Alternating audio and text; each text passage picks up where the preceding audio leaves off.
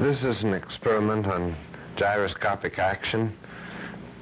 It's provided by the bicycle wheels, which can spin in either both the same or opposite directions around a horizontal axis, perpendicular horizontal axis, and it's free to turn around a vertical axis.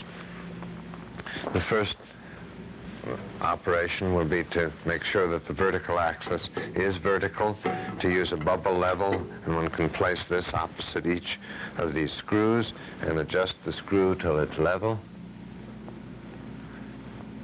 And then the same thing with the next screw, make sure it's level, and so on.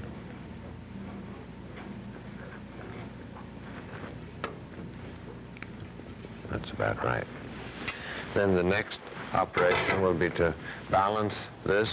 There are little weights here that one can move in and out, and actually it's a little easier to balance if we hang two weights on these hooks first, because then that lowers the center of gravity a little and the balance is more stable. It's balanced now. If it had not been balanced, one side, of course, would have sunk.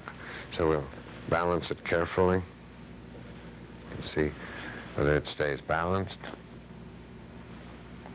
Yes, that's quite good.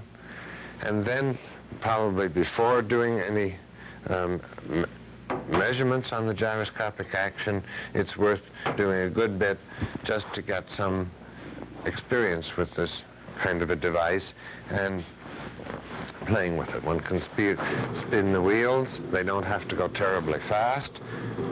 And then one can try various things. For example, just hold one end of this like this and turn it around, see what it feels like. Or one can give it a tap and see what it happens to it.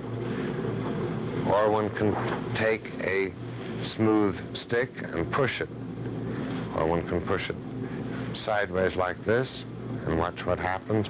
One can push it down and watch what happens. Or one can push it this way. One can get some feeling for that if one turns the wheels not both in the same direction, but also one can turn the wheels in opposite direction and do the same kinds of thing again. Or one can spin the wheels and then take the center stock here and turn it one way or turn it the other way and see what the gyroscope does. Or give it a rotation like this and see what happens. Then one can hang these weights on it if one wants, and then perform various experiments on, let's say, the precession first. Suppose I have it moving like this, and I hang another weight on it. Let me hang a weight like this, put it on here, and give the wheels some angular momentum, and then start it off. It starts off with a combination of nutation and precession. One can make it behave a little more smoothly by starting it off perhaps with this weight where the weight is a little higher, watching what it does as it moves around, and then following it and damping it out with one's fingers so that it moves around very smoothly. One can then measure the precession rate by simply, with a watch or stopwatch, seeing how long it takes to go around a half a turn. One doesn't want to make the measurements last too long because the wheels do gradually slow down. But if you measure the speed of the wheels, before the rate of revolution before any given measurement of precession and afterwards, you can take the average. If the wheels aren't going too fast, that's not very hard to do. One can simply look at the white spot on them and count with the stopwatch. 1, 2, 3, 4, and so on, and count about, say, 20 revolutions and get a fairly accurate measurement of the angular momentum. And one has to do that, of course, for both wheels. There, one can measure the precession rates under a variety of conditions with one wheel, with the second wheel going in the same direction or in opposite directions. One can measure the precession rate with the same extra weight, but with less total weight on it, and see if that has any effect on it.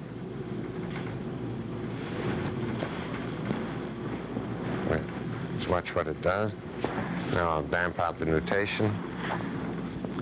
One can change the torque also by moving the weight in and out, and also by changing the size of the weight, and seeing how each of these variables affects the rate of precession. I can stop one wheel and see what happens, and again I get a rate of precession.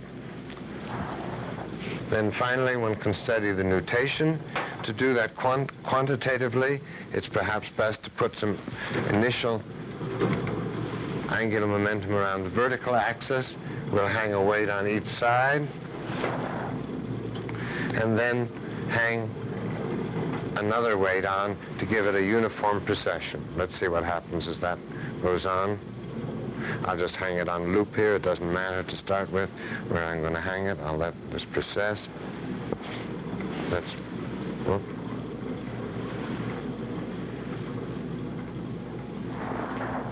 do that. And now I'll take this weight off. Suddenly it starts to nutate. I can measure the amplitude of the nutation, how big a circle it is, and I can measure the frequency. Then I can do the same thing with these two weights taken off, and I can again make it precess.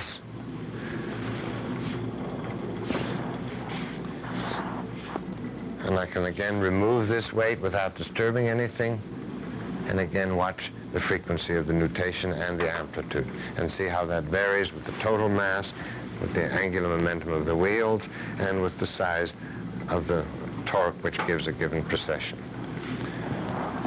That's about all the measurements that one can make with this experiment, but there's an infinite variety of things that one can try in order to understand the particular oddities of gyroscopic action.